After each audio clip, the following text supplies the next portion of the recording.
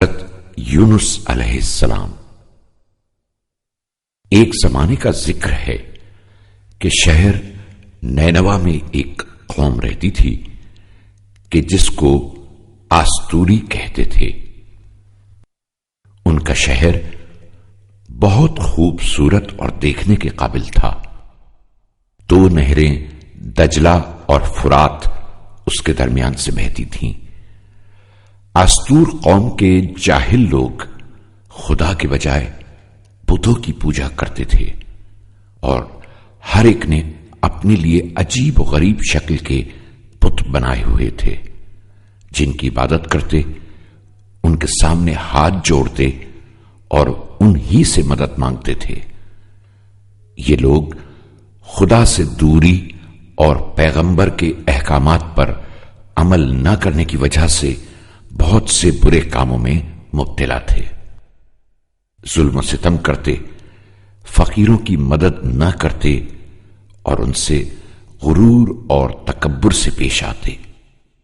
ہمارے مہربان خدا نے ان لوگوں کی ہدایت اور انہیں گناہوں سے دور کرنے کے لیے حضرت یونس علیہ السلام کو نبی بنا کر بھیجا۔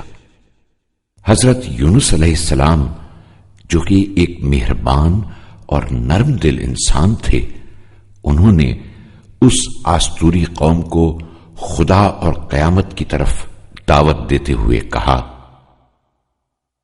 اے لوگو، خدا ظالم اور گناہگار قوم کو پسند نہیں کرتا۔ تم سب اپنے گناہوں سے توبہ کرو اور بت پرستی چھوڑ دو۔ لیکن ان لوگوں نے حضرت یونس علیہ السلام کی نصیحت کو نہ صرف یہ کہ مانا نہیں بلکہ ان کا مذاق بھی اڑایا، یہاں تک کہ حضرت یونس علیہ السلام ان کو سمجھا کے تھک گئے اور ان سے کہا، اگر تم نے اپنے آپ کو نہیں بدلا اور گناہ کرتے رہے تو یاد رکھو کہ خدا کا سخت عذاب تم پر نازل ہوگا۔ جب لوگوں نے حضرت یونس علیہ السلام کی نصیحت کو نہ مانا اور آپ کا اور مذاق اڑایا تو آپ نے غم و غصے کی حالت میں شہر چھوڑ دیا اور ساحل سمندر کی جانب چلے گئے، کیونکہ وہ جانتے تھے کہ خدا کی اس نافرمانی کا عذاب ان قریب ان پر نازل ہوگا۔ جیسے ہی حضرت یونس علیہ السلام نے شہر چھوڑا، آسمان پر سیاہ بادل چھانے لگے اور خدا کا عذاب آستور قوم کی جانب بڑھنے لگا۔ لوگ خوف اور وحشت کے عالم میں ایک دوسرے کو دیکھ رہے تھے اور پیغمبر خدا کی باتوں پر عمل نہ کرنے پر سخت نادم تھے۔ لوگ گھروں سے باہر نکل پڑے اور پورا شہر شور کی آوازوں سے گونج اٹھا۔ سب نے خدا سے توبہ کی اور حضرت یونس علیہ السلام کی نبوت اور روز قیامت پر ایمان لے آئے اور بتوں کو توڑ دیا اور صرف خدا کی عبادت کا عہد کیا۔ خدا نے ان کی توبہ قبول کر لی اور عذاب کو ان پر سے اٹھا لیا۔ حضرت یونس علیہ السلام شہر کے لوگوں پر عذاب کے نزول اور توبہ سے بے خبر ساحل پر ٹہل رہے تھے کہ آپ نے دیکھا کہ ایک بڑی کشتی سفر پر روانہ ہونے والی ہے۔ آپ بھی اس کشتی پر سوار ہو گئے۔